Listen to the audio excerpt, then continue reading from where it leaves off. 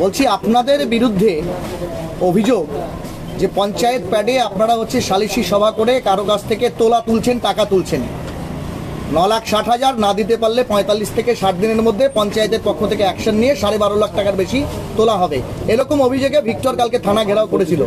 আপনারা আজকে press meet দেখেছেন, কি প্রেস মিটের বিষয় বৃত্তান্ত, क्या कहना चाहेंगे? सबसे पहले तो मैं आप सबका शुक्रिया अदा करना चाहता हूँ कि एक प्रेस मीटिंग बुलाया गया और आप लोग आए। और ये प्रेस मीटिंग जो आज बुलाया गया, ये किसी क्लैरिफिकेशन के लिए नहीं बुलाया गया।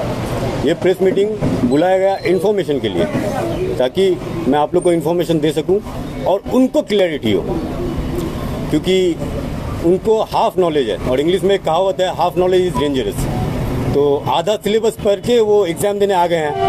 जो बीजेपी का बी टीम मेंबर है, एक्स एमएलए विक्टर साहब, वो आधा सिलेबस पढ़ के एग्ज़ाम देने आ गए हैं, इसलिए वो यहाँ पे फेल होने वाले हैं। मैं उनको फेल करने वाला हूँ और वो आज बौखलाने वाले हैं। शुरुआती उन्होंने जो सालिसी सभा का बात बोला था, ये पेपर मेरे पास है। ये सालिसी सभा नहीं, ये आलोचना सभा है। ये 23/9/2024 का आलोचना सभा है। 23/9/2024 को कुछ लोग आए मेरे पास, जिसमें से मेरे 2 मेंबर्स भी थे, खोस अंकल थे, कैसर अंकल थे। फिर कांग्रेस पार्टी का जो यहाँ का अंचल प्रेसिडेंट है जाहिद साहब, वो भी आए थे। वो आए थे कि प्रधान साहब कुछ इशू है इधर, पैसा वैसा लेके हम लोग को जगह नहीं मिल रहा है, थोड़ा आदमी का बढ़ावा होगा, हम लोग बैठना चाहते हैं, 1 घंटे के लिए आपका पंचायत में बैठने दीजिए। तो हम लोग पंचायत कैंपस में उनको बैठने दिए। अकॉर्डिंगली जब हम लोग पंचायत में बैठे, पंचायत में बैठने के बाद कुछ चीज़ें सामने आई उभर के कि साहिना और फिरोज, ये नोटरियल सर्टिफिकेट इस्लामपुर कोर्ट, ये प्रोड्यूस किया गया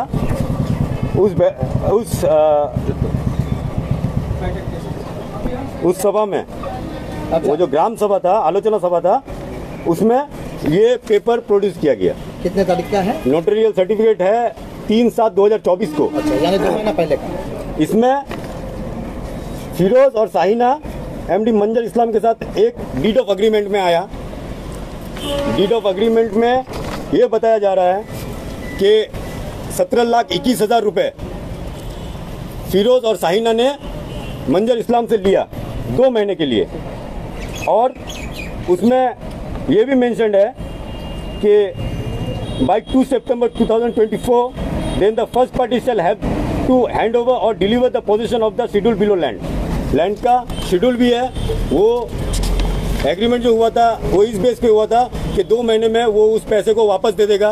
अगर ना दे पाया वो पैसा वापस, तो वो अपना ज़मीन जो है उसको उसका पोजीशन दे देगा मंजर इस्लाम को। वहाँ पे जब वो हम लोग का ग्राम सभा हुआ, वो ग्राम सभा में सब बैठे और लास्ट में एक डिसीजन में आए, जो कि हम लोग जानते थे कि फिरोज़ और साहिना जो है थोड़ा फाइनेंशियली वीक है। तो मंजर इस्लाम को समझा के बहला के हम लोग बात में आए कि आप एक काम करो, 9,60,000 रुपये आप दे दो, जिसके लिए फिरोज़ और साहिना अग्री हो गई।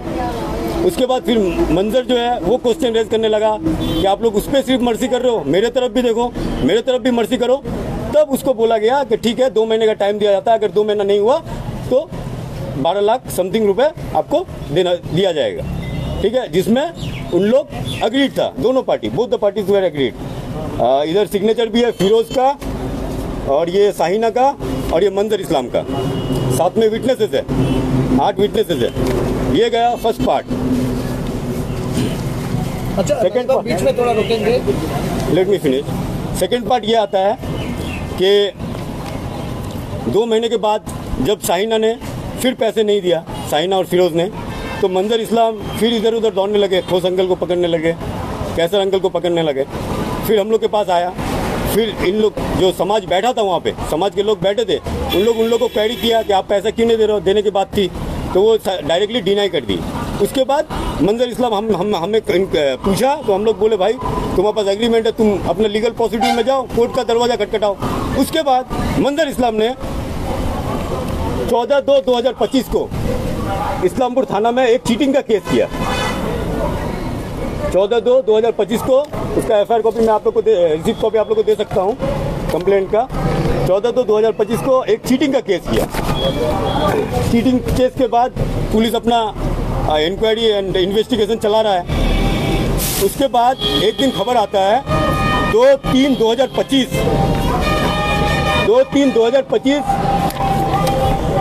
में ये खबर आता है कि आज़ाद नाम का कोई इस्लामपुर का लड़का फिरोज और साहिना पे फिर केस करता है, जिसका पीएस केस नंबर है Islampur PS case number 190/225 190/2025 Islampur PS case number.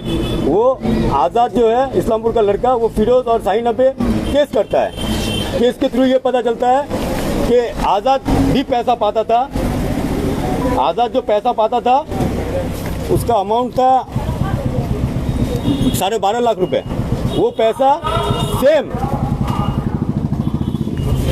उसके साथ भी, आज़ाद के साथ उन लोग एक एग्रीमेंट में किया था 27/6/2022। मंजर इस्लाम के साथ 2024, आज़ाद के साथ 2022 में एक एग्रीमेंट में जाता है सेम लैंड के थ्रू। उसी लैंड के अगेंस्ट में इन लोग उसके साथ भी एग्रीमेंट करता है, और एग्रीमेंट में ये साफ लिखा रहता है कि 5 लाख रुपए आज़ाद से लेता है अगेंस्ट द बिलो लैंड। ठीक है, वो लैंड का शेड्यूल आप देख सकते हैं, मैं आप लोग को प्रोवाइड कर दूंगा। सेम शेड्यूल का लैंड है। उसके बाद उन लोग के फिंगरप्रिंट्स भी है, बोथ द पार्टीज के फिंगरप्रिंट्स भी है। तो एडवोकेट का सिग्नेचर भी है, सील भी है, आइडेंटिफाइड भी है। तो ये हो गया दूसरी बात आज़ाद का। फिर बाद में पता चलता है कि जब आज़ाद का माँ को जहर दिया गया, आज़ाद की माँ जो कि आज़ाद का रिश्तेदार था साहिना और फिरोज, आज़ाद की माँ गई थी उसके पास, आज़ाद के माँ को जहर दिया गया, उनको मारने का कोशिश किया गया। फिर उसके बाद कुछ दिन बाद एक हमारी यहाँ की खातून है मेहरा नाम की, 2,85,000 रुपये वो भी पाती है। वो भी उनके पास मांगने गया तो उन पे 1 नंबर आसामी वो और 2-3 को अदर्स करके एक केस किया गया इन लोग के अगेंस्ट में। एक झूठा केस किया गया जिसके बारे में विक्टर खुद बोला है कि मैंने प्रेशर देकर केस कराया।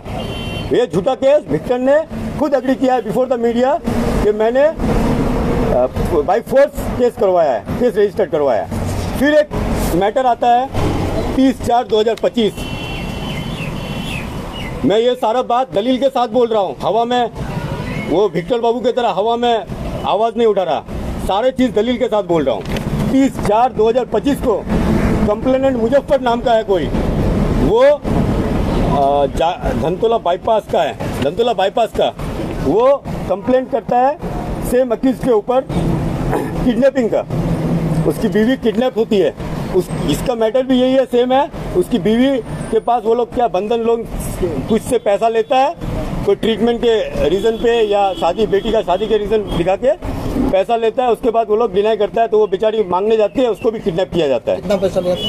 वो अच्छे से बता पाएगी। वो उनका नाम था, क्या नाम था इनका वाइफ का? जरीना। इनसे लिया था 4,20,000 रुपये के लगभग। 1,05,000 रुपये कैश, 3 भरी सोना, 20 भरी सिल्वर। इनका ये मैटर के बाद ये तो साबित हो रहा है कि विक्टर का इंटेंशन क्या है, और जो इनोसेंट के बारे में बोल रहे हैं वो लोग कौन है। और भी बहुत सारे इश्यूज हैं जो अभी मेरे पास विदाउट डॉक्यूमेंट्स में उसको सामने नहीं लाना चाहता। और विक्टर बाबू ने मीडिया के सामने 10 पॉइंट्स रखे थे, 10 ही पॉइंट रखे थे। वो 10 पॉइंट को मैं, जो कि उनका हाफ नॉलेज है, मैंने कहा उनको हाफ नॉलेज है, हाफ सिलेबस पढ़ के वो एग्जाम देने आ गए। उनका उस हाफ नॉलेज को आज फुल नॉलेज करने जा रहा हूँ मैं। पहला रखे थे वो अपना पॉइंट, प्रधान का पैड। विक्टर बाबू हमारे एक्स एमएलए रह चुके हैं, उनको ये पता होना चाहिए कि प्रधान का पैड अगर यूज होता है, अगर प्रधान में पंचायत होती है तो पंचायत सालिस होती है, आलोचना सभा नहीं होता। दूसरी बात, पंचायत के तरफ से अगर पैड है तो उसमें मेमो नंबर होगा, उसमें पंचायत का सील होगा, प्रधान का सील होगा, प्रधान का सिग्नेचर होगा। वो सारा वो दिखा नहीं पाए। दूसरी बात, और अभी आपको पता है कि यही टेक्नोलॉजी है, ठीक है, टेक्नोलॉजी इतना आगे बढ़ चुका है कि पैड तो प्रधान क्या क्या प्रधानमंत्री का निकाला जा सकता है, वो बड़ी बात नहीं है। दूसरी बात, उन्होंने कहा सालिसी सभा, तो मैं फिर क्लियर करना चाहूँगा, जो कि मैंने दिखाया वो एक सालिसी सभा नहीं था, आलोचना सभा था, जो ग्राम बैठक होता है। समाज का बैठक होता है। आलोचना सभा समाज का बैठक को बोला जाता है, ग्राम्य सालिस को आलोचना सभा नहीं बोला जाता है।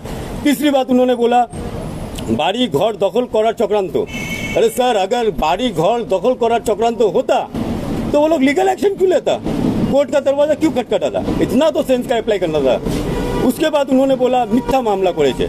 मिथ्या मामला क्या ये कोर्ट का नोटरियल सर्टिफिकेट झूठा है? यहाँ पे दो आदमी का साथ सेम जमीन पे उन लोग ने सेम जमीन के अगेंस्ट में पैसा लिया है। एक आदमी से 12.5 लाख लिया है, एक आदमी से 17,21,500 रुपए लिया है। क्या ये झूठा है? ये मिथ्या मामला कैसे हुआ? कोई अगर चीटिंग किया है, वो अगर चीटिंग केस किया है, ये मिथ्या मामला कैसे हो सकता है? पांचवी बात उन्होंने बोला कि उसके साथ एक बंदा था आफरीदी नाम का लड़का, उसका बेटा फिरोज का बेटा, वो ना क्या इनोसेंट है। तो मेरे पास 2 वीडियोस है, मैं जैसे कि बोला आपको डॉक्यूमेंट्री एविडेंस दिखाऊंगा। मैं 2 वीडियोस है, उसमें ये लगभग जिसके अगेंस्ट में एक कंप्लेंट भी है। 22 तारीख को एक कंप्लेंट किया गया था, यहाँ पे हमारे पंडित जी होंगे, पंडित जी का गाय चोरी किया था वही लड़का ने। मेरे पास वीडियो मैं आप लोग को सेंड कर दे सकता हूँ, जिसमें वो गाय चोरी करके बेचने गया था, बाद में वीडियो बनाया गया था। और दूसरा है कि वो यहाँ मार्केट में खुलेआम तलवार लेके घूम रहा है। ये एक वीडियो है, ये एक वीडियो देखिए, तलवार लेके घूम रहा है। वहाँ के पब्लिक जो है किसी को अटैक करने के लिए, पब्लिक जो है उसको जाके एक आदमी जाता है और उससे तलवार छीन लेता है। मैं ये सारा आपको सेंड कर दूंगा। पांचवी बात उन्होंने जो बोला विक्टर साहब कि एक 15 साल की बच्ची असॉल्ट हुई। अरे आप मुंह की बात क्यों कर रहे हो? इंजरी दिखाओ, बर्थ सर्टिफिकेट दिखा रहा है उनका बर्थ, आप बर्थ सर्टिफिकेट उनका एज वहाँ पे प्रूव करने आए हो या उनको असॉल्ट हुआ है वो प्रूव करने आए हो? अगर असॉल्ट हुआ है तो इंजरी दिखाओ। 9वीं बात ये है जो मुझे बहुत हंसी आई, ये विक्टर साहब के मुंह से सुनने में। विक्टर साहब बोले कि विटनेसेस, उन लोग विक्टर साहब यहाँ पे 8 विटनेसेस है, 8 विटनेसेस को वो अक्यूज बता रहे हैं और वो खुद को लॉयर पॉलिटिशियन बोलता है। मेरे को इसलिए हंसी आई कि एक लॉयर पॉलिटिशियन ये कैसे बोल सकता है, क्योंकि यहाँ पे साक्षी कौन है? साक्षर है, ये लोग विटनेसेस है। Evidence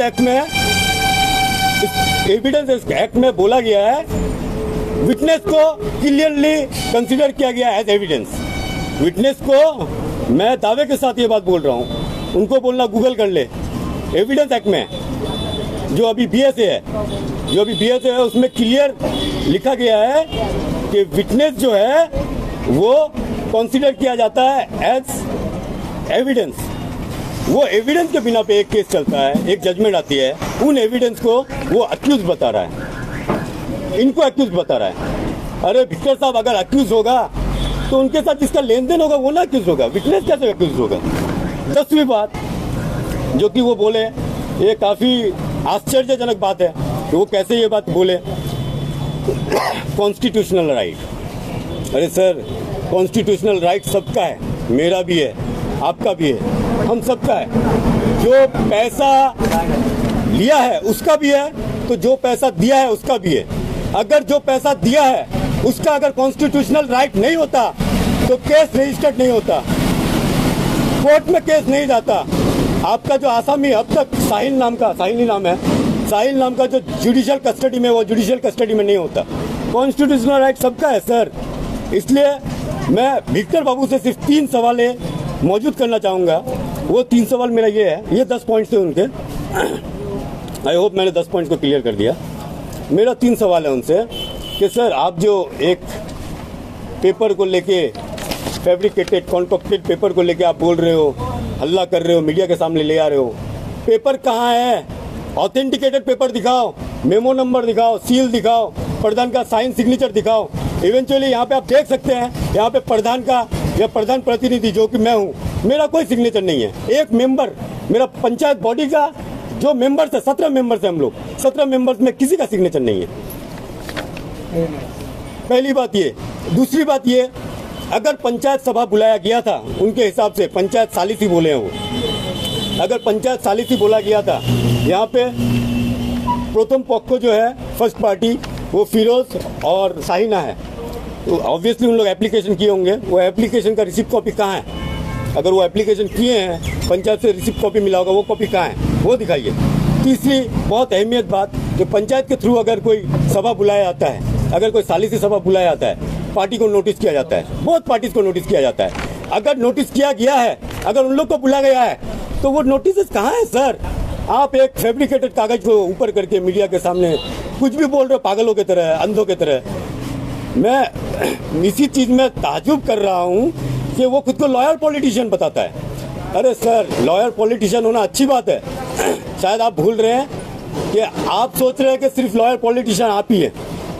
lawyer politician Gandhi ji भी थे, लॉयर पॉलिटिशियन नेहरू जी भी थे, लॉयर पॉलिटिशियन कपिल सिब्बल जी भी हैं, लॉयर पॉलिटिशियन सुब्रमण्यम स्वामी जी भी हैं, लॉयर पॉलिटिशियन असदुद्दीन ओवैसी साहिब भी हैं, लॉयर पॉलिटिशियन हमारे बंगाल के सीएम श्री ममता दीदी भी है, लॉयर पॉलिटिशियन हमारे डिस्ट्रिक्ट प्रेसिडेंट सर जो LLM गोल्ड मेडलिस्ट है श्री कन्हैया अग्रवाल सर, वो भी लॉयर पॉलिटिशियन है।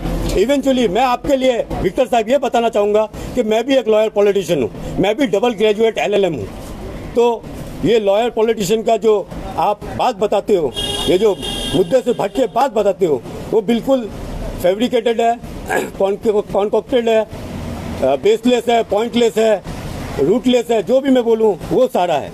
तीसरी बात, जो आप शायद मुझे लगता है यही सब गलत डॉक्यूमेंट्स दिखा के और ये करके आप तो अपना मतलब चाकुलिया के लोग आपको एक्सेप्ट ही नहीं कर रहे हैं, किसी हाल में एक्सेप्ट नहीं कर रहे हैं।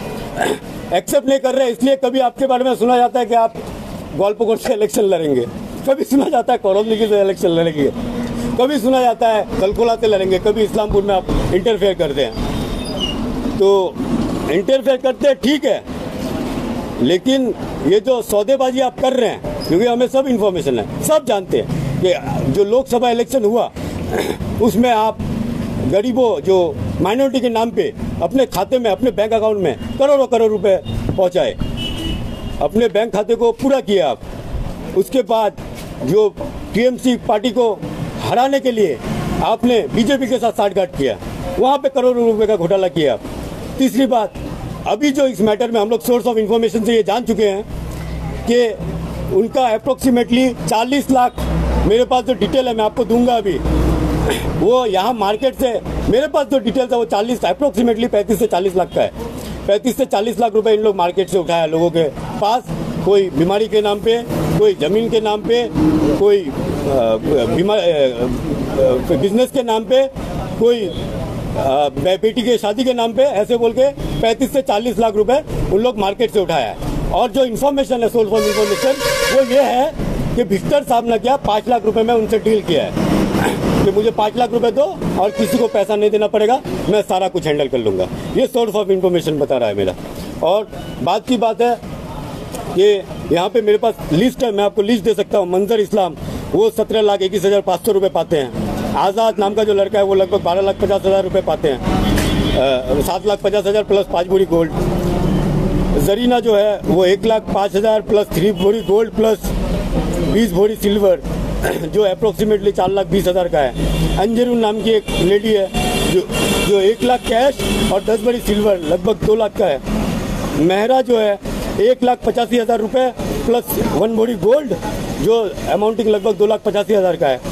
पेल्टू नाम का चचा है, पेल्टू चचा, वो भी, उसके पास भी बेटी का शादी या बीमारी के नाम पे 2 लाख रुपए लिया है। तो अप्रोक्सीमेटली ये 35 से 40 लाख रुपए का मेरे पास डेटा है जो मैं आपके सामने पेश कर सकता हूँ। आप लोग इसको ले सकते हैं और बाकी जो लोग हैं उन लोग से बयान कर सकते हैं। दूसरी बात, वो जो इनोसेंट है, वो मैंने आप लोगों को वीडियो दिखाया, वो इनोसेंट यहाँ पे हमारे पंडित जी भी मौजूद है जिसका वो गाय चोरी किया था। मेरे पास वीडियो क्लिप है जिसमें वो एक्सेप्ट कर रहा है। मेरे पास वीडियो क्लिप है जिसमें वो तलवार लेके आतंक मचा के रखा है धनतोला बाजार में। तो ये सब चीज़ें हैं। और आखिरी तक मैं ये बात करना चाहूँगा कि विक्टर जी, आप जो वो ये चीप क्वालिटी के पॉलिटिक्स कर रहे हैं, इसको बंद कीजिए। यहाँ हम लोग का बैसल वन का एक सुनाम हमेशा से है। आप यहाँ पे कचरा करना चाह रहे हैं, क्योंकि मैं आप लोग को ये बताना चाहूँगा, अभी जो हम लोग बैठे हैं यहाँ पे TMC के मेंबर भी हैं, यहाँ पे कांग्रेस का जो अंचल प्रेसिडेंट है वो भी मौजूद है, यहाँ पे जो BJP वाले मेंबर्स भी हैं, सभी हम लोग एक साथ रहते हैं। इलेक्शन की बात होती है तब हम लोग सब भूल के हम लोग अच्छे से ज़िंदगी गुजारते हैं। और ये बात पूरे डिस्ट्रिक्ट को पता है कि गैसल वन का रेपुटेशन कैसा है। उस रेपुटेशन को अभी वो हार्म करने के लिए, खुद को बड़ा साबित करने के लिए और खुद को बेसलेस ये कॉन्कॉक्टेड फैब्रिकेटेड पेपर्स के थ्रू, जो कि हम लोग जानते हैं कि ममता बनर्जी का जो प्रकल्प है, दिन भर न्यूज़ चैनल्स में ममता दीदी का प्रकल्प के बारे में डिस्कशन होता है। दिन भर न्यूज़ चैनल्स में बंगाल का डेवलपमेंट के बारे में चर्चा होता है। इस बीच में जो आदमी चाकुलिया में खो गया है, वो बेचारा यहाँ पे फेस में आने के लिए, मीडिया में थोड़ा बहुत आने के लिए, थोड़ा बहुत फोकस पाने के लिए एक कहानी बना रहा है। बाबू, जो सवाल आपसे पूछना चाहेंगे, विक्टर चाकुलिया कॉन्स्टिट्यूंसी या ग्वालियर से मायने रखता, लेकिन रहा सवाल कि यहाँ इतना बड़ा एक धुंधला हुआ, घोटाला हुआ, जिसके विरुद्ध में आप लोग आरोप कर रहे हैं कि लोग तक 40-50 लाख रुपया ले लिया है। आप लोग इतना बड़ा पंचायत बॉडी है, पुलिस एडमिनिस्ट्रेशन है, आप लोगों का सरकार है, कन्हैयालाल अग्रवाल जी जिला प्रेसिडेंट है, आपके पौरसभा के चेयरमैन हैं, तो एक आदमी के बारे में आप लोग कोई सख्त कदम नहीं उठा सके इतना दिन? क्या बात है, क्या मजबूरी है आप लोगों का? सख्त कदम तो उठाया सर। जब हम लोग को, मेरे को ये लेटर ऑन पता चला कि कौन कौन विक्टिम है, पहले मंजर इस्लाम आया, मंजर इस्लाम के साथ जब बातें हुई तब वो लोग नहीं माना, तब वो अकॉर्डिंगली कोर्ट का प्रोसीड्यूर अपनाया है, वो चीटिंग केस किया है। इससे बेटर और क्या हो सकता था? क्या कोर्ट से बड़ा कोई है? क्या कोर्ट से ज्यादा इंसाफ दिलाने वाला कोई है? उसी के अकॉर्डिंग, लॉ के अकॉर्डिंग हम लोग कल भी थाने में वो बात कर रहे थे, आप लोग पंचायत बॉडी मिल करके, और जो आपके पास आए हैं मंजर से लेकर के जितने जो भी पैसे दिए हैं, उन लोगों के साथ मिलके उसका जमीन जायदाद को आप हड़पना चाहते हैं, यही तो आपका आप लोग के सर? ये तो सिंपल सा बात है सर। अगर जमीन जायदाद को हड़पना होता, बाकी जो भी जिसके ऊपर इल्जाम दे रहे हैं वो, तो सर कोर्ट प्रोसीडिंग पे क्यों जाते सर? ये तो कॉमन सेंस की बात है। वो खुद को लॉयर पॉलिटिशियन बताता है, उनको समझना चाहिए ये चीज़। अभी उन लोग के ऊपर केस वेस है, कोई घर में नहीं है। अगर होता तो क्यों नहीं हो जाता? कोर्ट में क्यों जाते हैं मंजर इस्लाम और अदर्स? कोर्ट में पंचायतेর প্যাডের উপরে আলোচনা সভার বয়ান লেখা আছে, এই বিষয়টা সম্বন্ধে কি বলবেন? টোটালি বেসলেস, এটা টোটালি বেসলেস, টোটালি ফ্যাব্রিকেটেড। আমি তো আপনাদেরকে দেখালাম, আমি আপনাদেরকে সব দেখালাম। আমি বলতে চাইবো যে আমাদের বিজেপির বি টিমের যে এক্স এমএলএ সাহেব আছে, ভিক্টর সাহেব, উনাকে এমএলএ রয়ে গেছেন, উনাকে এতটা নলেজ হতে হয় যে একটা পঞ্চায়েতে যদি সালিসি সভা হচ্ছে তো প্রপারলি পঞ্চায়েতের প্যাডে মেমো নম্বর হবে। আমি জানাই দিচ্ছি যদি উনি না জানেন, পঞ্চায়েতের প্যাডে মেমো নম্বর হবে, ওখানকার বডি মেম্বার্সের সিগনেচার হবে, প্রধানের সিগনেচার হবে, প্রধানের সিল হবে এবং অফিসিয়াল সিল হবে, তারপর সেটা বোঝা যাবে। আর দুটা পয়েন্ট, অ্যাপ্লিকেন্টের যদি অ্যাপ্লিকেশন যে করেছে ওর একটা রিসিপ্ট কপি হবে, দেন যে পঞ্চায়েতে যে ডাকা হবে প্রধানের থ্রু, ওদেরকে নোটিশের থ্রু ডাকা হবে। তো ওই নোটিশ দেখাক, ওই অ্যাপ্লিকেশনের রিসিপ্ট দেখাক এবং ওইটার কপি দেখাক। বলছি ফিরোজ 3 মাস ধরে নাকি নিখোঁজ রয়েছে, তাকে অপহরণের একটা অভিযোগ উঠেছে, এই বিষয়টাকে কিভাবে বলবেন? এই বিষয়টা আমি আপনাকে জানাতে চাইবো। আমি যতটা জানতে পেরেছি যে মুজফ্ফর নামে যে লোকটা কেস করেছিল, ইনার ওয়াইফকে কিডন্যাপ করা হয়েছিল। ইনার ওয়াইফের নাম হয়ে গেল জরিনা, জরিনা না, জরিনা নামে ইনার ওয়াইফ ছিল, ওনাকে কিডন্যাপ করা হয়েছিল। ওনার মেয়ে, আচ্ছা, মুজফ্ফরের মেয়ে জরিনাকে কিডন্যাপ করা হয়েছিল। ওই মারফত সেই কিডন্যাপিংয়ের দরুন উনি নিজের ম্যাজিস্ট্রেটের সামনে ডিক্লেয়ারও করেছে এবং আমাদেরকেও জানাইছে যে সেখানে নাকি ফিরোজ একে আটক করে রেখেছিল 3-4 দিন, তারপর একে বেচার জন্য দিল্লি পাঠিয়ে বেচার জন্য কোনো ব্যবস্থা করতেছিল, সেই মতেও পালিয়ে আসে। তো এটা থেকে তো স্পেসিফিক বোঝা যাচ্ছে যে ফিরোজকে ওরাই লুকিয়ে রেখেছে। আর আমাদের যতটা ইনফরমেশন আছে, এখন ফিরোজ ভিক্টর বাবুর আন্ডারে আছে, ভিক্টর বাবু নাকি ওনাকে লুকিয়ে রেখেছে। কিছু বলবেন? ঠিক আছে, হয়ে গেল 25 মিনিটে আছে আমাদের লাইভ করে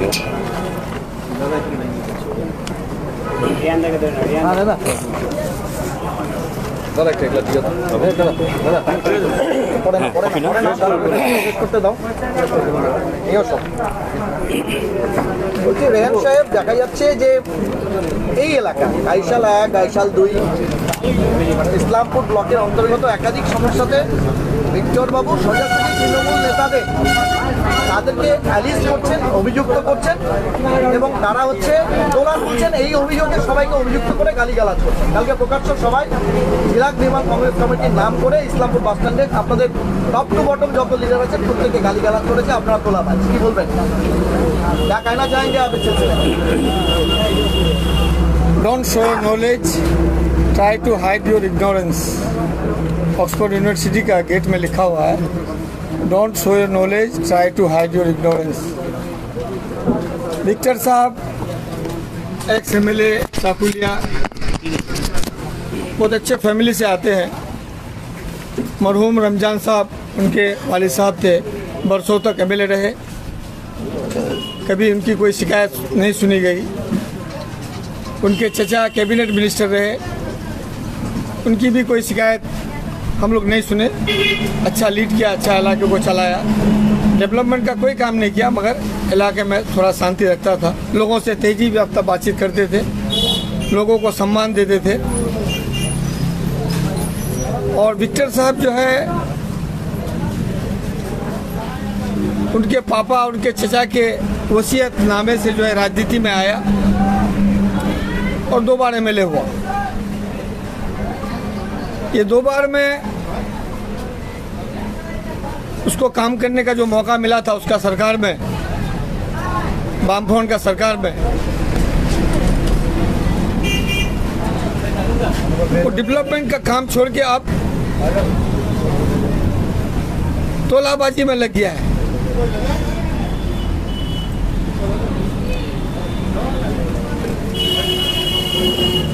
विक्टर साहब को फॉरवर्ड ब्लॉक से निकाल दिया गया था, वो निकला नहीं था, निकाल दिया गया था। उसके बाद कांग्रेस में आया, कांग्रेस में भी उसका कोई जगह नहीं है। आप लोगों को शायद पता नहीं है, आप लोग के इतिहास में कभी सुने हैं कि निर्माण कमेटी होता है? कांग्रेस में कोई निर्माण कमेटी होता है, ऐसा कुछ सुने हैं? कभी हमारे जिला के बहुत ही इज्जत मुआब नेता मोहिसन गुप्ता ने कभी बोला है कि हमारा निर्माण कमेटी है? हमारा स्टेट का प्रेसिडेंट क्या कभी बोला है कि कांग्रेस में एक निर्माण कमेटी का ब्रांच होता है? दिल्ली में बैठ के राहुल गांधी जी क्या कभी बोला है कि निर्माण कमेटी होता है? तो विक्टर साहब निर्माण कमेटी कहाँ से तैयार किया? निर्माण कमेटी होता है, कोई बिल्डिंग बनाएगा भाई उसका एक कमेटी हो गया, कोई एक मार्केट बनाएगा उसका एक निर्माण कमेटी हो गया। लेकिन विक्टर बाबू निर्माण कमेटी लेकर के इस्लामपुर में अब लोगों को वर्गला रहा है। आप कभी सुने थे कि कांग्रेस का आदमी 1952 से जब भी मेंबर ऑफ पार्लियामेंट का इलेक्शन लड़ा है, पूरे देश में कहीं भी मेंबर ऑफ पार्लियामेंट का इलेक्शन लड़ा है, चंदा वसूल करता है? विक्टर साहब ने उस इतिहास को कांग्रेस में आने के बाद खत्म कर दिया। विक्टर साहब उस इतिहास को कांग्रेस में आने के बाद खत्म कर दिया। ये जो उत्तर दिनाजपुर का जमीन है, ये प्रियंजन दास मुंशी जी का है, जो देश में राष्ट्रपति बनाने के लिए एक अहम फैसला देते थे, जिसकी बीवी दीपा दास मुंशी हमारे हिंदुस्तान के कैबिनेट मिनिस्टर थी। ये उत्तर दिनाजपुर में हम लोग उनको जिता करके भारत सरकार का राज्य केंद्रीय मंत्री बनाए थे। कई महीना आने के अंदर ही विक्टर साहब कांग्रेस में आने के बाद हम लोगों को तोड़ छोड़ करके हमारे गरीब मासूम किसानों को, उत्तर दिनाजपुर के मुस्लिम माइनॉरिटियों को वर्गला करके जो है 3 लाख वोट काट करके बीजेपी का दलाली करके जो है यहाँ का सीट को जो है टीएमसी से छीन लिया। उसके बाद एक कोर्ट निकाला कि हम बहुत गरीब घर का बेटा है, हमको चंदा दीजिए क्योंकि एमपी इलेक्शन में हमको खर्चा करना पड़ेगा। आप 2 बार विधानसभा कैसे लड़े? तब आप चंदा क्यों नहीं इलेक्शन लड़े? तब तो आपको चंदा करना था।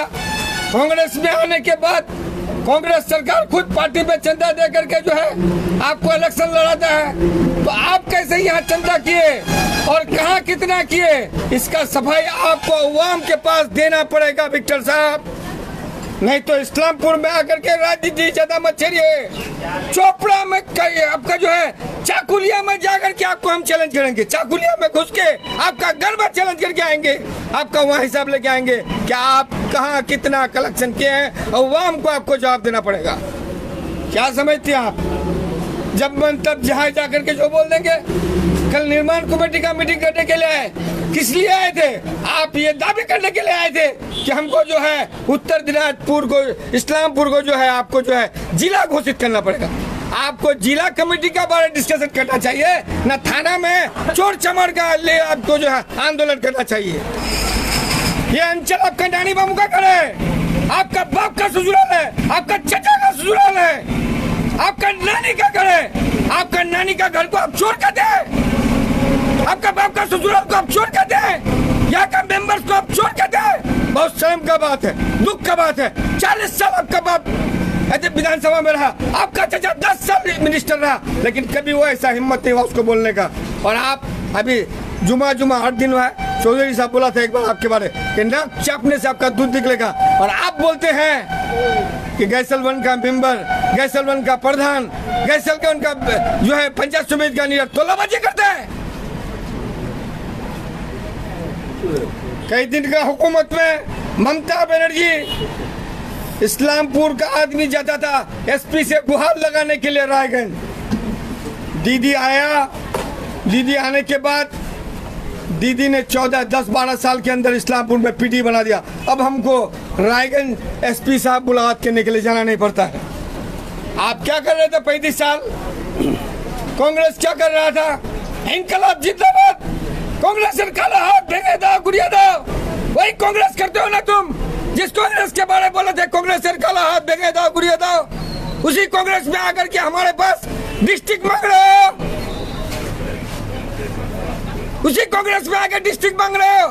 35 साल तो हम फ्रंट में रह डिस्ट्रिक्ट क्यों नहीं मांगे? 35 साल हमारा आदमी ट्रैक्टर में चढ़ कर रायगंज जाता था, आज मांगते हो डिस्ट्रिक्ट। हम एसपी ऑफिस दे दिए हैं, हम दीदी के पास आवेदन किए हैं। हमारा इस्लामपुर का नेता कन्हैया लाल अग्रवाल साहब डिस्ट्रिक्ट प्रेसिडेंट, हमारा राज्य का मंत्री जनाब गुलाम रब्बानी साहब, चौधरी अब्दुल करीम साहब, हमीदुर रहमान साहब, मिनाजुल आरफीन, गौतम पाल साहब, सभाधिपति, रायगंज एमएलए, सब कोई दीदी के पास ये रखा है कि अगर इस्लामपुर को डिस्ट्रिक्ट बना दिया जाएगा तो हम लोग दीदी का जो है हार्दिक दिल से स्वागत करेंगे। दीदी है, हम लोगों का दीदी है, और दीदी के दिल में कैसा कब क्या ख्याल आ जाए कि चलते चलते क्या डिक्लेयर कर दिए पता नहीं चले। दीदी मुख्यमंत्री है ना, आप तो 40 साल मुख्यमंत्री हो के डेवलपमेंट का खाली बात कीजिए। आप 10 साल में रह के क्या किए? डेवलपमेंट का बात करते नहीं है। 2-4 ठो आप वो सब रख लिए, चेला चमाना सब। कभी इस्लामपुर में हल्ला करते, कभी बाईपास में जाके कमीशन खा के चुप रहते। बाईपास तो हुआ ना नहीं भाई, इतना बड़ा आंदोलन किया, विक्टर साहब बोले जेल में गया, बस में गया, बाईपास हुआ ना नहीं। इनकलाब जिंदाबाद, कलकत्ता में जाके फ्लैट खरीदो, दुनिया के मजदूर एक हो, वीआईपी रोड में फ्लैट खरीदो, लोगों से चालाना करके चंदा लो, सीपीएम पार्टी करो। वही धंधा कांग्रेस में बनाए हो। कांग्रेस के भी चंदा वसूल नहीं किया है, इतिहास में चंदा वसूल नहीं किया है, कांग्रेस का सरकार के भी चंदा वसूल नहीं किया है। दीपा दास मुंशी चंदा वसूल करके जो है एमपी इलेक्शन नहीं लड़ा था, प्रियरंजन दास मुंशी एमपी इलेक्शन नहीं लड़ा था, एमजे अकबर नहीं लड़ा था, इंद्रजीत खुल्लर नहीं लड़ा था, विक्टर को आके चंदा वसूल करने क्यों पड़ा? तोलाबाज वो है ना, हम लोग हैं। ये जो आप इल्जाम लगाए हमारे प्रधान साहब पर, प्रधान साहब ने आपको क्लियर मैसेज दे दिया, कागज का प्रूफ दे दिया। प्रधान का पेट में कुछ नहीं है। जो लोग सालिसनामा में था उन लोगों का नाम देखिए, ऊपर प्रधान का साइन माइन कुछ नहीं है। अंदाजी आप इंटरव्यू देते जाते हैं, कभी चश्मा लगा के देते हैं, कभी चश्मा खोल के देते हैं। Handsome is not handsome, you are not handsome person. Narasimha Rao sir के बाल, सर के नरसिम्हा राव जी का सर में बाल नहीं था, देश का प्रधानमंत्री था। इंसान खूबसूरत होने से उसका कला नहीं होता है, इंसान का क्वालिटी होना पड़ता है। आप थोड़ा हैंडसम हो गए, 2-3 बार हाथ नचा करके लोगों से वोट लेके एमएलए हो गए, आप बन के दिखाइए ना। जमानत जब कर लिया, चाकुलिया कहा तुझे, चाकुलिया ठीक कीजिए। इस्लामपुर का दादा बनने का जोड़ते हैं। 55 साल का एमएलए है यहाँ पर, दीदी सर पे हाथ रख के आशीर्वाद लेता है। जो बंगाल का नहीं पूरे दुनिया का सबसे बेहतरीन मुख्यमंत्री है, वो दीदी करीम चौधरी के सर पे हाथ रख के आशीर्वाद लेता है। वो कन्हैया लाल अग्रवाल जी जो 30 साल से इस्लामपुर का चेयरमैन है, 1 बार का विधायक है, 2 बार 3 बार का प्रेसिडेंट है डिस्ट्रिक्ट का, आज तक उस पर कोई इल्जाम नहीं लगा। नीट एंड क्लीन आदमी इस्लामपुर ढूंढता है। आप जैसा तोलाबाज को लाएगा इस्लामपुर में? आपसे सलाह मशवरा करके हम लोग राजनीति करेंगे? हम लोग राजनीति नहीं करते। हम जब राजनीति में आए थे तब आप हाफ पहन के चलते थे, आप कभी कभी एक बार आप खराब बात बोलते हैं साहब कि गुलाम रब्बानी साहब जो है मोंटीसरी का स्टोन है। अरे बाबू, जिस अलीगढ़ यूनिवर्सिटी से गुलाम रब्बानी साहब पढ़ा है, आप भी वहीं पढ़े हैं। वो यूनिवर्सिटी में पढ़ता था, आप मिंटू सर्किल में पढ़ते थे। रब्बानी साहब एमए इन इंग्लिश किया है, इस्लामपुर हाई स्कूल के टॉप 10 टीचर्स में से है। रब्बानी साहब को लोगों ने एमएलए बनाया। उसका वालिद साहब मरहूम इमाद साहब एक अजीम शख्सियत थे, जिसका पैर छूकर भारत सरकार का केंद्रीय मंत्री जनाब प्रियंदास मुंशी आशीर्वाद लेता था, जिसके घर में पश्चिम बंगाल का मुख्यमंत्री, एक्स मुख्यमंत्री, क्या नाम भाई, सिद्धार्थ शंकर राय जी आते थे। उस परिवार को आप बोलते हैं कि तोलाबाजी करता है। आपका बहुत इतिहास है, आप हमारे रिश्तेदार में भी हैं, खुद शर्म आता है। हम लोग भी हमारा नानी मामू का इलाका में राजनीति करते हैं। कांग्रेस को कांग्रेस के हिसाब से, सीपीएम को सीपीएम का हिसाब से, बीजेपी को बीजेपी का हिसाब से, सबको साथ मिल के हम लोग इस अंचल को चला रहे हैं। जैसे हमारे प्रधान साहब के रिप्रेजेंटेटिव ने कहा कि हम लोग सब जब पॉलिटिक्स का दिन आता है तो पॉलिटिक्स कर लेते हैं, जब पॉलिटिक्स खत्म हो जाता है तो हम लोग एक ही प्लेटफॉर्म में सबको बैठ के जो है हम लोग राजनीति करते हैं। आप अपने आप को सुधार लीजिए, अच्छा राजनीति, अच्छा पॉलिटिशियन बनिए। ये उत्तर दिनाजपुर है, एक से एक महाराज है यहाँ पर। ये महाराज का इलाका में राजनीति करने के लिए ठंडा दिमाग से राजनीति करना पड़ेगा। आपका वालिद साहब कभी इस्लामपुर में नाक गलाने नहीं आया था, आपका चचा कभी इस्लामपुर में नाक गलाने नहीं आया था। आप तो 4 दिन का बच्चा है। यहाँ पर राजनीति करने मत आइए, चाकुलिया ठीक कीजिए, ग्रास रूट राजनीति सीखिए। और ज्यादा अगर नॉलेज हो, अलीग का जितने बड़े बड़े स्टूडेंट स्कॉलर्स हैं, अलीग का सुनते हैं कि उन लोग का एक कॉर्पोरेशन ग्रुप है, उन लोगों से राय मशवरा करके जो है आइए। यही मैं बोल के मैं आपके माध्यम के तमाम चैनल्स को शुक्रिया अदा करता हूं। और मैं आपको जो है विक्टर साहब नसीहत देता हूं कि don't show your knowledge, try to hide your ignorance. जय हिंद, खुदा हाफिज, वंदे मातरम। বিরুদ্ধে অভিযোগ এত বড় একটা এলিগেশন নিয়ে এসছে, থানাও ঘেরাও হচ্ছে রীতিমতো। তো আপনারা কি ভিক্টরের বিরুদ্ধে আইনানুগ ব্যবস্থা কানুনি কারবাই করবেন, কি বলবেন?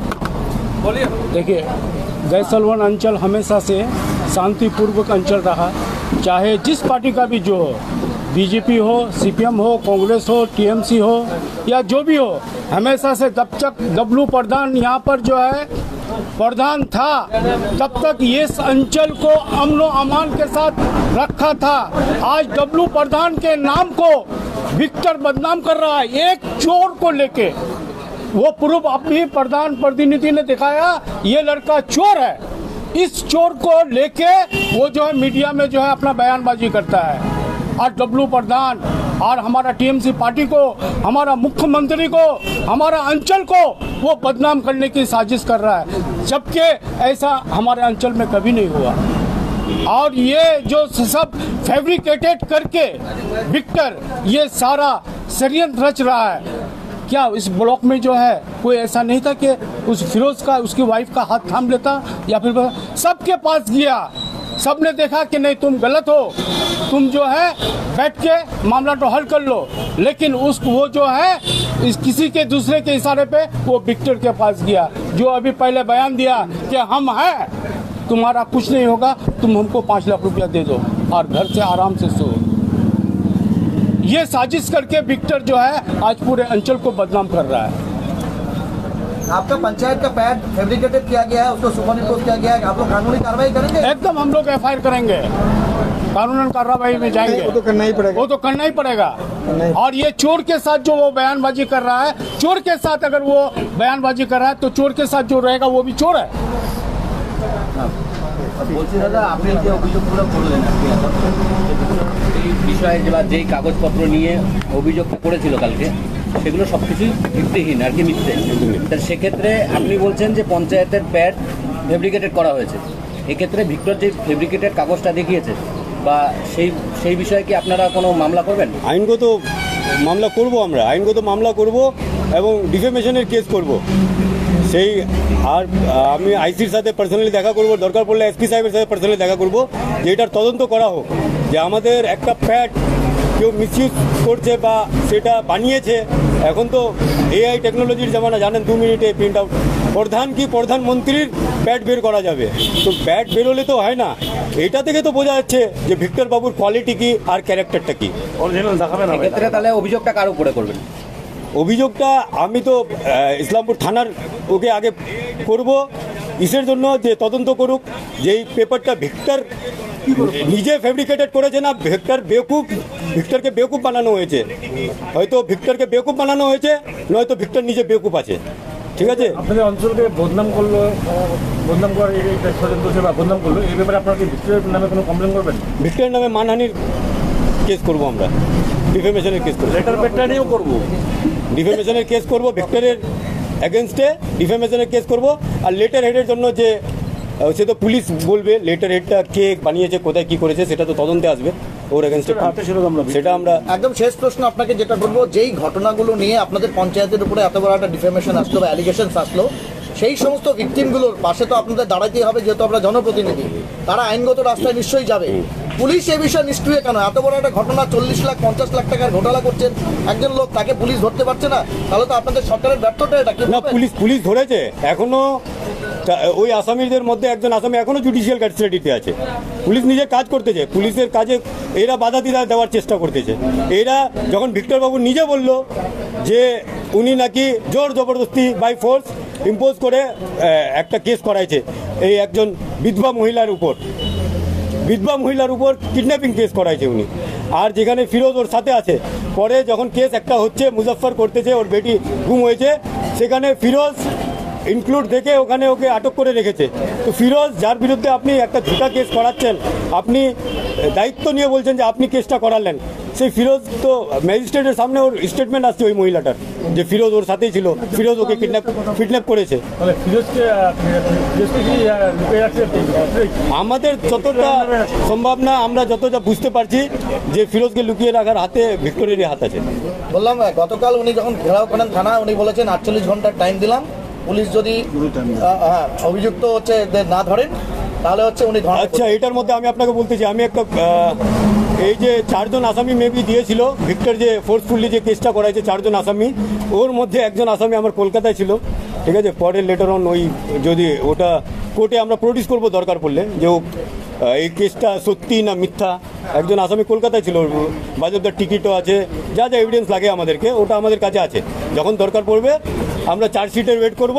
যদি চার্জশিটে পুলিশ আমাদের ঠিক ইনভেস্টিগেশন না করে থাকে, আমরা চার্জশিটকে চ্যালেঞ্জ করব।